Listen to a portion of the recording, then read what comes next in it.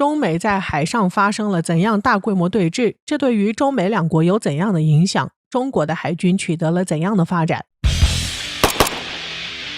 现如今，中国海军的发展速度得到了飞快的发展，而且也取得了较大发展成就。中国的军舰更是呈现出下饺子的态势，这也使得中国海军的实力得到迅速增强。就连强大的美国对中国海军取得的发展也感到心服口服，也不敢对中国海军直接进行挑衅。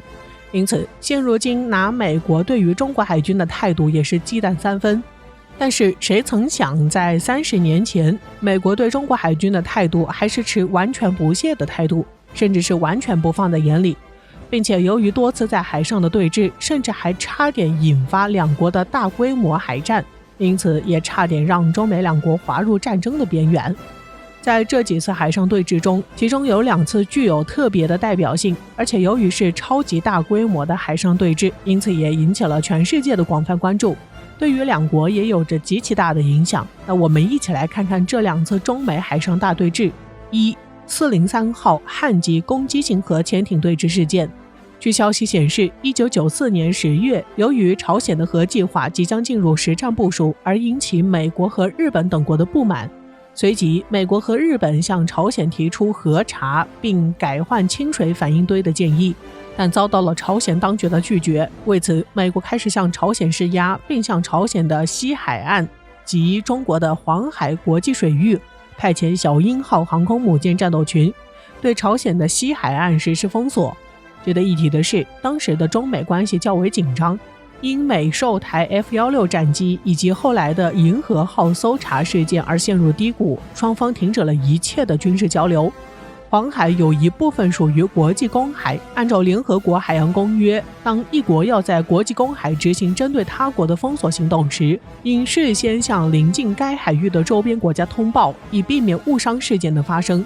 但是就在这样的情况下，美国海军在未向中国事先通报的情况下，派遣航母沿中国领海边界巡航，遭遇到一艘刚刚完成远海作训、正在水面返航中的中国海军403号091型汉级攻击核潜艇。美军不但没有避让，反而起飞北欧海盗反潜机，投掷反潜声纳浮漂，对中国潜艇方位进行三角计算。从这里我们可以看出，这是一个极其危险的挑衅行为。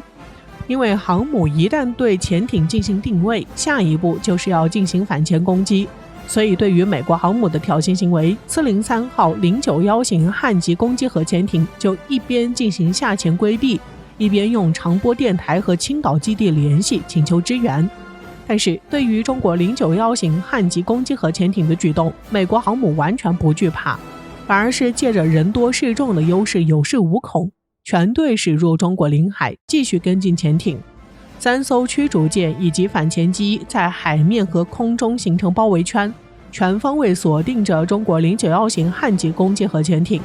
此后，中国091型汉级攻击核潜艇在等待救援的过程中，经历了70多个小时的单独行进。但是这时的美军就穷追不舍，竟然还对中国091型汉级攻击核潜艇进行了7次模拟攻击，这简直是对中国的巨大挑衅。随后，中国的增援部队迅速赶到，2架歼七战斗机赶到事发海域支援091型汉级攻击核潜艇。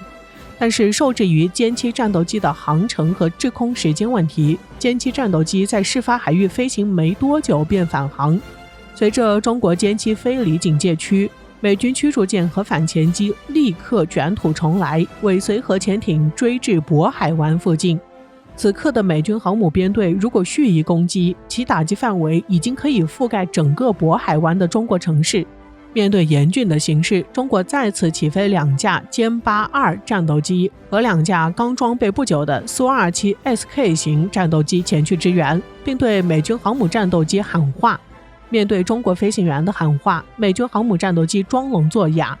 发现中国战斗机飞去后，还派出2架 F-14熊猫战斗机前来拦截，不让中国战斗机靠近航母战斗群。面对美国的无端挑衅行为，激怒了中国战斗机飞行员，中国一架苏 -27SK 战斗机突然拉高，然后猛地向右翼的 F-14熊猫战斗机斜切下去，这就使得美军感到有些惧怕。随后，美军飞行员驾驶 F-14熊猫战斗机就离开了对峙空域。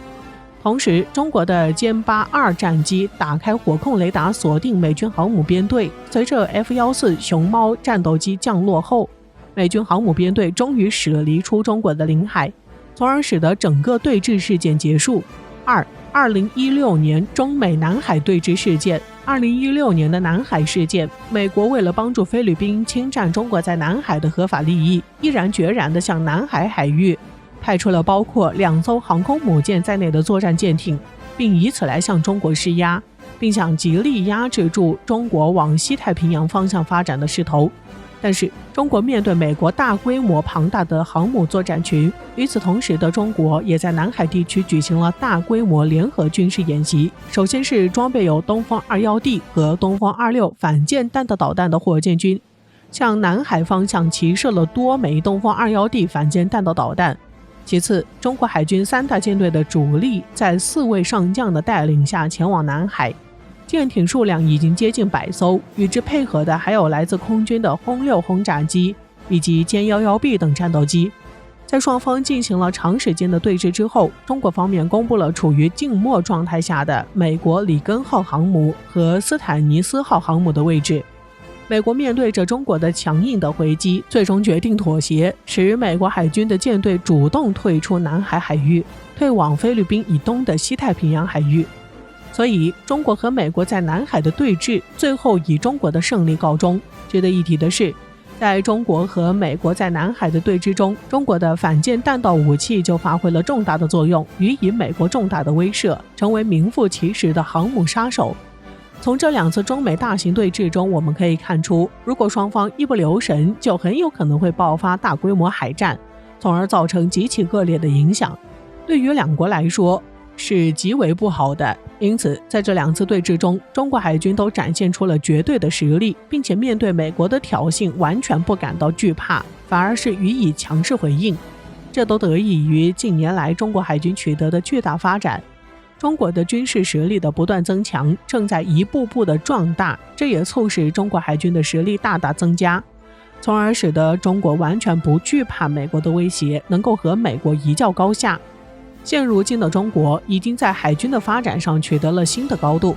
中国海军已经有十足的信心决心维护自身的海洋权益，相信在未来中国海军将继续加快发展的步伐，也将不断加快中国海军走向世界的步伐，以此来给美国巨大的挑战，让美国不再敢挑衅中国，从而对美国产生巨大冲击。